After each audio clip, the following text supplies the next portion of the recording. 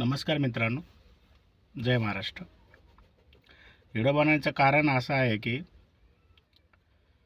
मी ज्या कंपनीमध्ये काम करतो त्या कंपनीमध्ये आज एक जे माणूस आलेला इंटरव्ह्यूसाठी, एक साईटवर सुपरवायझर म्हणून.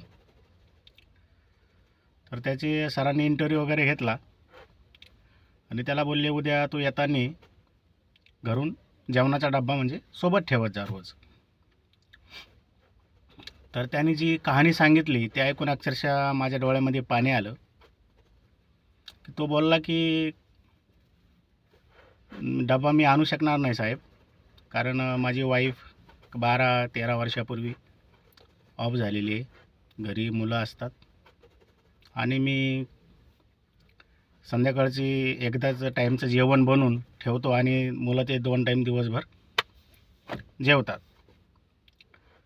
तर मला सांगायचं की एवढंच की तुम्ही नात्याला आहे तोपर्यंत वेळ द्या, समजून घ्या एकामेकाला.